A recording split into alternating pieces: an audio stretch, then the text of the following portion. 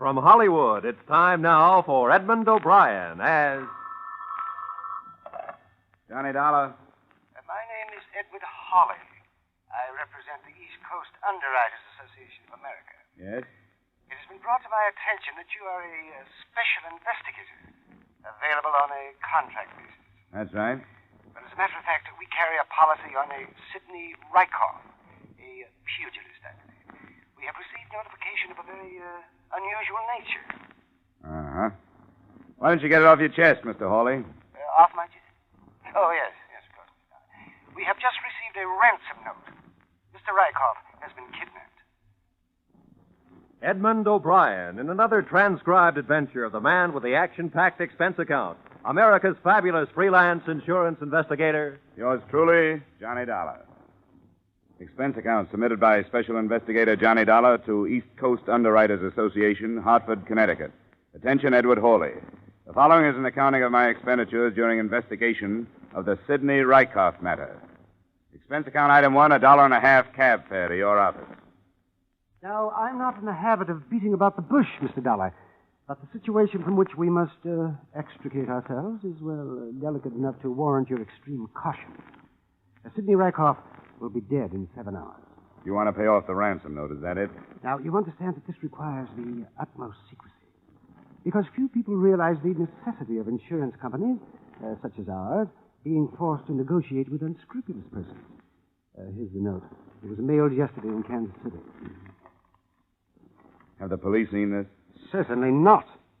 I'm afraid you don't understand at all, Mr. Dollar. Now, you see... Yeah, I see. $25,000 is against $100,000 for you boys. No questions asked, right? Right. It was what anyone would expect a ransom note to look like, made up of print taken from newspapers and magazines and pasted on a plain sheet of yellow paper.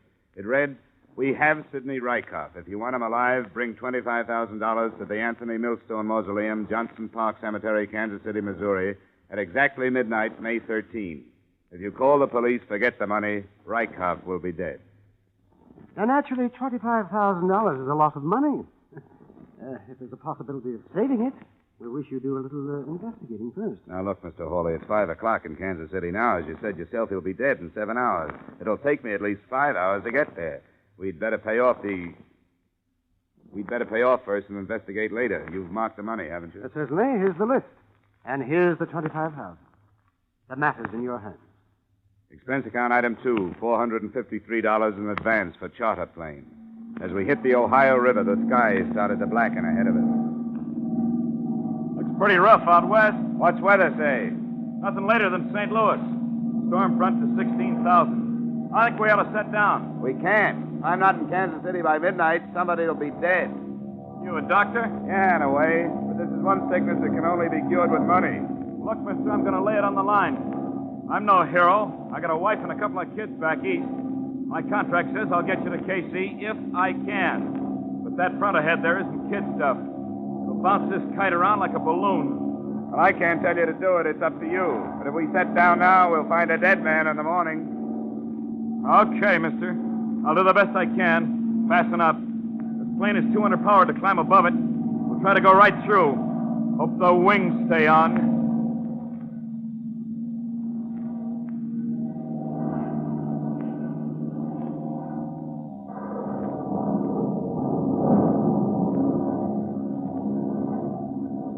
What was left of us coasted into Kansas City at 11:40.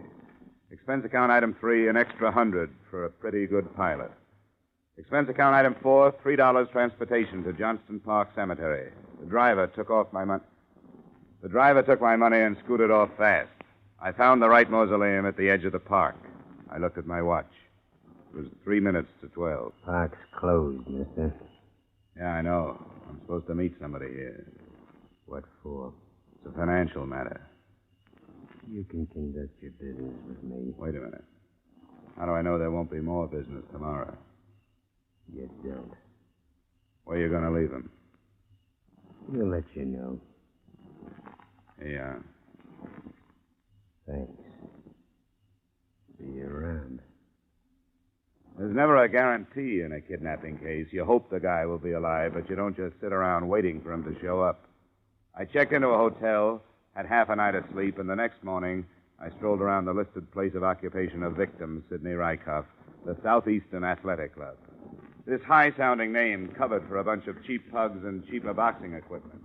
Sidney's manager made his shabby office livable by spraying the corners with Sweet Air household deodorant and keeping the door closed. Close the door. What's the matter with you? Crazy or something? You want that smell coming in here? You know what trouble I go to keeping that smell out of here? Sorry. People come in here, what do they care? It's not their office. They wouldn't do it at home. What do you want? I have information that you're Sidney Rykoff's manager. Is that right? Yeah, you know where he is? That bum. Matched him against Malone next week, and he's off on another binge. You want him, you can have him. There are 1,000 fighters I could have. 2 years ago, I should have torn his contract to pieces, but I fell in love with his right cross. Did you ever see his right cross? No. Stand up here. That won't hurt you. Put your hands up. Now, higher. That's right. Now, look. It's the 5th round. I've been throwing body blows at you, see? Let me loosen my tie. Forget it. Are you listening to me? Yeah, go ahead, go ahead. Now, look. Your defense is dropped. See, I telegraph a left. A left what? Cross! Oh, cross, yeah. Then, bam! Hey. Well, with me, it never works. That's how Rykoff won the Golden Gloves in 47. Say, how do you know he's off in a binge? He mixes it with milk. You ever hear anything so disgusting? Bourbon and milk. Thinks he's still in training that way. When was the last time you saw him? Friday afternoon. He was working out. It looked great. But when he comes back, he's got no manager. What kind of shape can he be in for Malone? I'll have to bail him out. I know it. If I don't, who will? Not his wife, that's for sure. I was going to ask you about his wife. Let me tell you something about that woman. In one way, she's the greatest gal on the face of the earth. And on the other hand, she can be a demon. Let me tell you something what she did. Yeah? You know that big boy from Chicago who come up through the middleweight? What was his name? That Snyder, Ryder, or something like that. Anyhow, she told Sidney if he didn't beat this guy, she wouldn't let him in the house. Well, Sidney gave the greatest fight it was possible for him to give. But he got it in the 8th. He was a mess, mister, a mess. You know they had to sleep in the hall? She wanted a winner? Yeah, he never lost again. I'd rather have her under contract than him any day. He don't fight for money. He don't even fight to be great. He fights to keep her from leaving him. Hey, who are you, anyhow? I'm from Hartford. What, with Milosky? No, not Milosky. Was it with Milosky? Did you have a stable of welterweights? No, I'm thinking of that. What am I thinking of that? Thanks for the information, Mr. Mandel. I think it stopped raining. Wait a minute. Who are you? Insurance. Oh. Well, for the love of Charlie, close that door!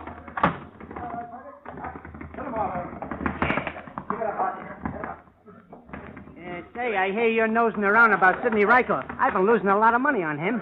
What makes you think I want to know anything about him? Quit it, will you? I listen to doors. You found out anything? About what? About his disappearing. Who said he disappeared? He ain't been around. He disappeared. Some people think he went off on a binge. Nah, it ain't his cycle. He had his last binge in March. He ain't due again till September. You a friend of his? Allow me. My name is Al Barsumian. I handle wages. Where do you think Rykoff is? I don't know, but the longer he stays there, the better I like it. The betting ain't good when he's around. Why's that? He's erratic. Sometimes he wins in the 8th and sometimes in the 10th. Well, that's the way it goes. His wife still live in the same place? Yeah, just follow the broken glass. I didn't get on the trail of the busted gin bottles until about 11 that night. I knocked at her door and she yelled, "Come in," from the kitchen. She was sitting at the table in a soup-stained kimono, peeling the polish off her fingernails. Sit down, or just throw them stockings on the floor. You drink? Not right now, thanks. I'm an insurance investigator, Hartford, Connecticut. When did you see your husband last? Oh, Sidney, he comes home when he feels like it. Why? Something happened to him? I think you ought to know, Mrs. Rykoff. Your husband has been kidnapped. The company I'm working for received a ransom note. I paid somebody $25,000 last night to get him back. $25,000? For Sidney? Gary Mandel, his manager, took out a $100,000 insurance policy on him. Will you throw me that bottle? Who'd know about that policy? $25,000 for Sidney. The papers know about this yet? Hey, I gotta get fixed up for the reporters. I look like a perfect slob. Nobody knows about it but you and the insurance company. Now, how about giving me some answers? Why, so I can get him back? What do I want to get him around here for? Who'd know about that policy, Mrs. Rykoff? Besides Medill, I don't know, but he's Gabby. Who did you pay that $25,000 to? Well, the man that gave it to me didn't give me his name. Wait a minute. If that bum walked out on me, if he picked up $25,000 by kidnapping himself, well, he can stay out. He's not getting back in. What did he look like, who you paid it to? It was dark. Couldn't see much but his size. Not up to here. Oh, then it wasn't Sidney. He's a light-heavy, 5'11". Could have been a friend. Any idea who? No, and if I had, I'd tell you. Ah, he can't get away with this. What makes you think he'd try? Because he got no guts anymore. Wants to quit fighting.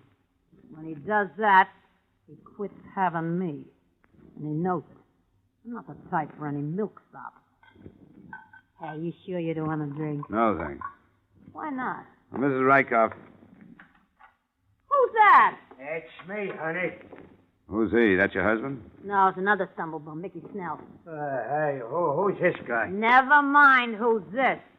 You lost your fight. Oh, Joe, honey, what's up? I heard it on the radio, a lousy 4-rounder, you stupid clown. Get out of Oh, here. now, don't be that way, Joe. It was a bad match. I'll win the next one for you. Then you can come back. But you lost tonight. Get out of here! Hey, Joe, Get out of here! Go on, you two-bit mug! She backed him into the living room and reached up towards the mantel as she passed it. She finally found something heavy enough. A 2-foot wrought iron candlestick. She didn't have to swing it. Her guest took one look at it and went out the door. I thanked her for her hospitality and followed him. He went down 2 blocks and into a bar. I got his name from a waitress and slipped into a booth with him. What was you doing there, buddy? Business, Mickey. I was asking her about her husband. Yeah? What for? What difference does it make? He's missing and I want to know where he is. I don't believe you. You're part of why she kicked me out, and I don't like it, see? You know why she kicked you out. She likes winners. You lost your fight tonight. Oh, she knew I was outmatched. That guy had the reach and everything. Look at my face. Hey, how long are you a friend of hers, buddy? I'm not a friend. I just met her. Came in from Hartford, Connecticut. Yeah. How well did you know Sidney Rykoff? What is it? Look, I'm working for an insurance company. They want to know where he is, that's all. How well did you know him? He beat me a couple of times, that right cross of his. You know where he is? No. Did he take a run out on his own, or was it somebody else's idea? Who could have that idea, buddy? I hear he was winning a lot of fights. He was. He beat me a couple of times. Well, who was losing money? Albasumian? This is too public. Where you staying? Commodore Hotel. It's not far from here. You know it? Yeah, I know it. But I can't go with you. I'll meet you in the lobby. We'll go to my room. It's got to look like I ain't meeting you. Sure, it's easy. We'll order another drink here. I'll leave, and then you saunter over in about 20 minutes. Okay? Okay. I pulled only one double cross on Mickey Snell. Instead of waiting in the hotel lobby for him, I waited outside the bar. He came out 20 minutes later, and I followed a quarter of a block behind him. I was half expecting him to make a wrong turn at the first corner, but he didn't. He stopped to wait for the traffic signal to change, and then stepped into the street.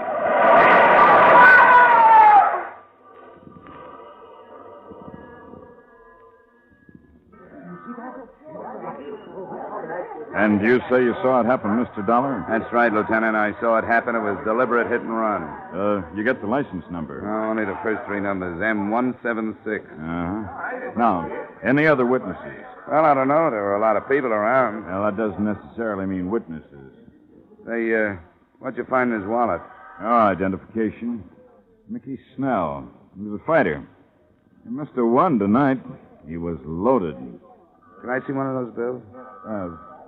Yeah, Dollar, but watch it. I have to keep a record. Thanks. It was a $50 bill the lieutenant handed me. In the corner was a number I'd memorized on the plane trip out. The bill on Mickey Snell's body was part of the ransom money I'd paid for the victim I hadn't gotten back. We will return to the second act of yours truly, Johnny Dollar, in just a moment. Circle Wednesday night. That's the night George Burns and Gracie Allen drop by to visit with you over most of your CBS stations. Each Wednesday, Burns and Allen bring you 30 minutes of rich laughs and hilarious characters. Remember, Burns and Allen this Wednesday night. Now, with our star, Edmond O'Brien, we return to the second act of yours truly, Johnny Dollar. I knew Mickey Snell had died for something, and his inglorious death pointed to one of 3 possibilities.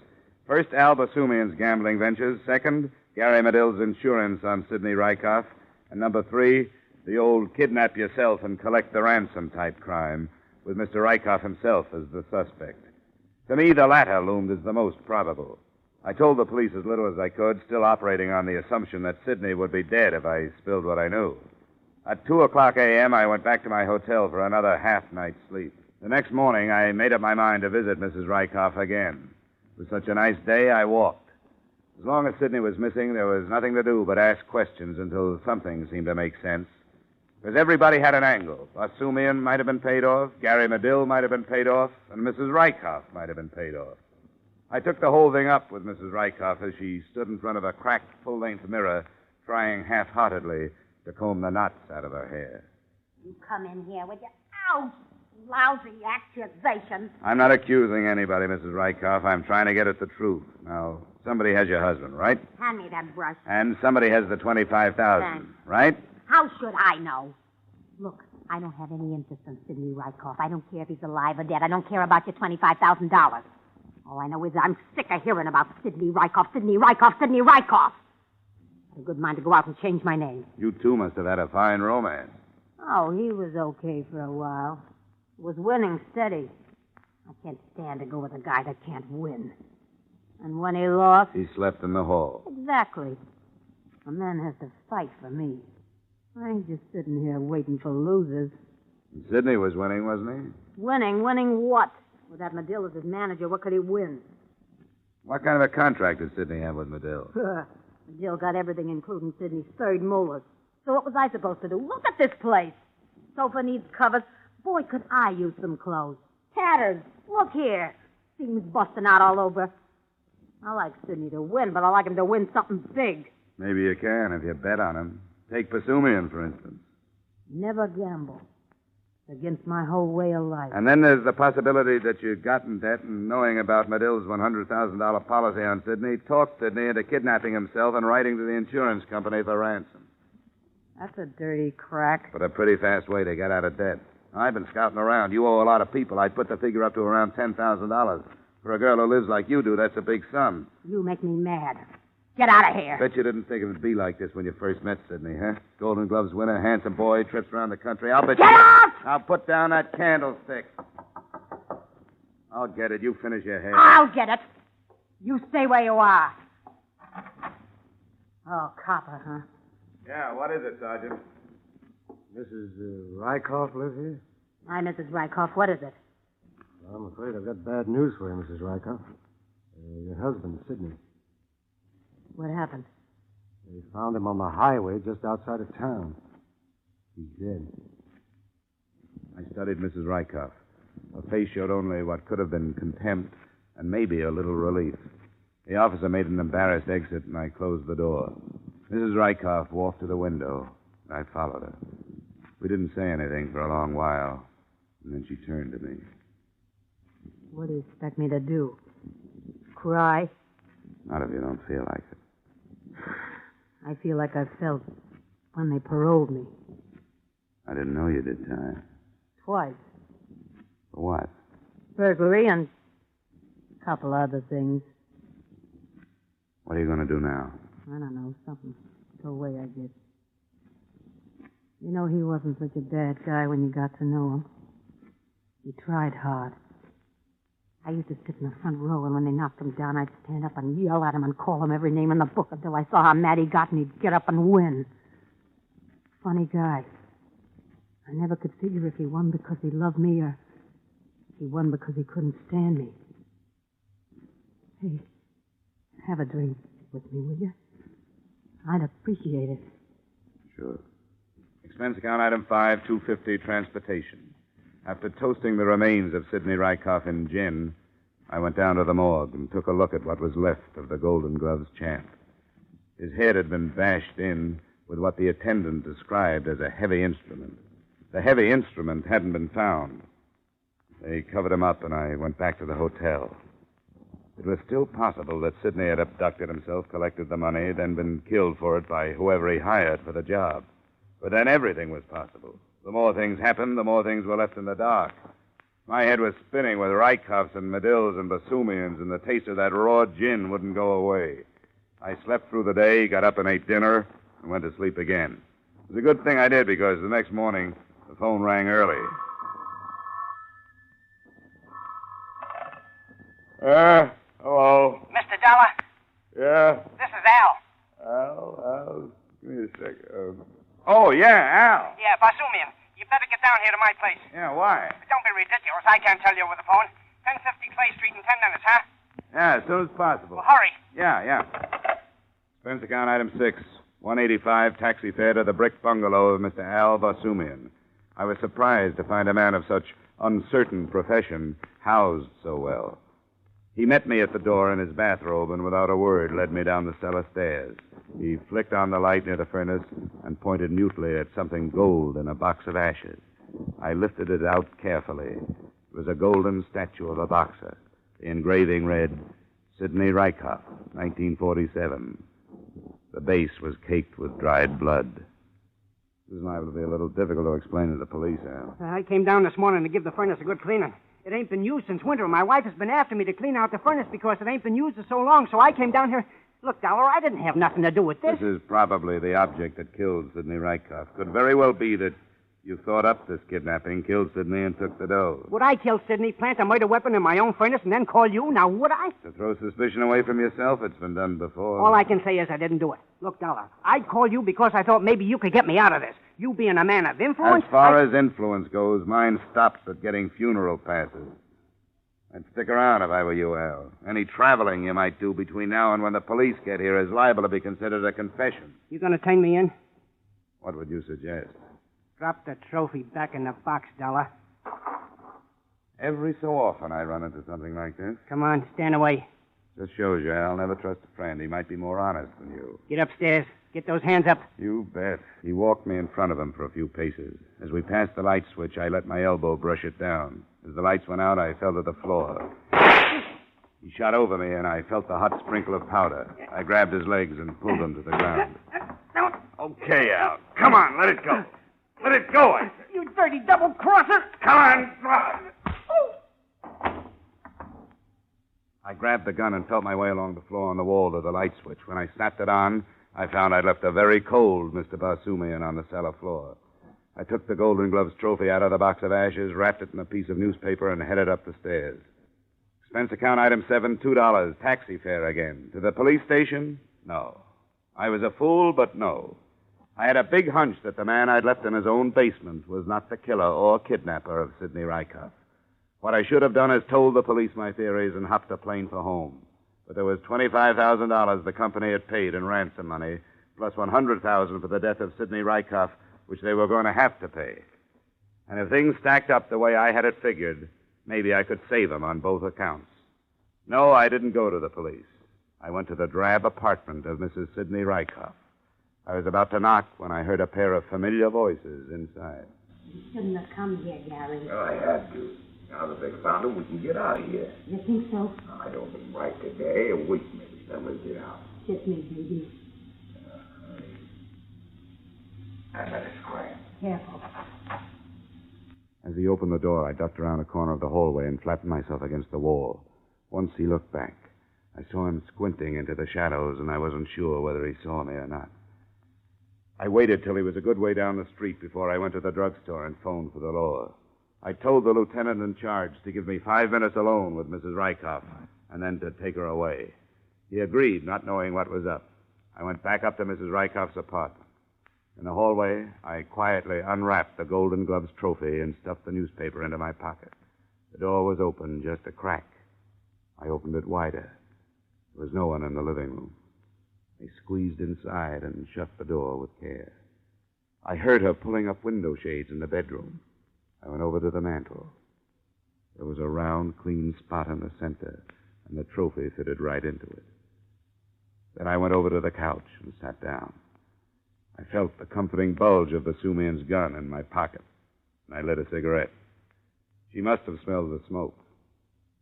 How did you get in here? You left the door open. You got a lot of nerve. You know, something's different about this room. You know that? You know, I can't put my finger on it, but there's something added. Maybe it's you. No, I mean in the way of furnishings. Hey, are those the same drapes you had in here before? Look, let's skip the interior decorator routine. No, please, it bothers me. Let's see, the sofa was over here, remember that? Chair was over there. Maybe it's something on the mantelpiece. What? Yeah, it's that thing. Hey! Where did that come from? I don't know, but it sure is pretty. Oh, I guess that's what Sidney won in the Golden Gloves, huh?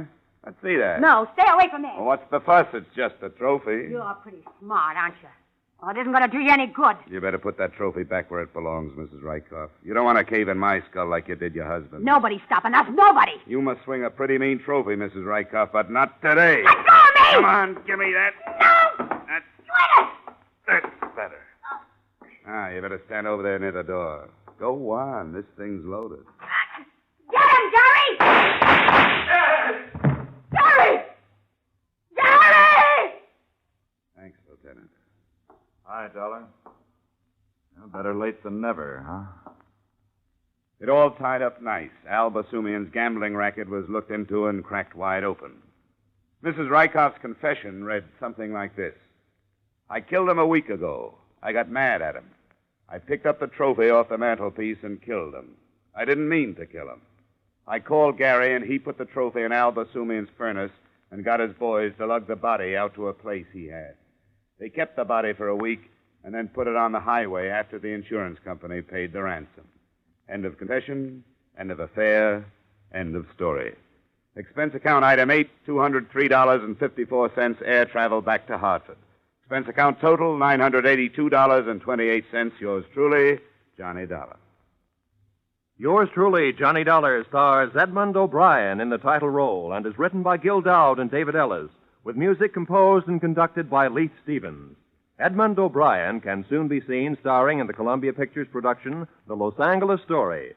Featured in our cast were Howard McNear, Howard Culver, Walter Burke, John McIntyre, Bill Gray, and Jeanette Nolan. Yours truly, Johnny Dollar, is produced and directed by Jaime Del Valle. Join us again next week at this time when Edmond O'Brien returns in another transcribed adventure of Yours truly, Johnny Dollar.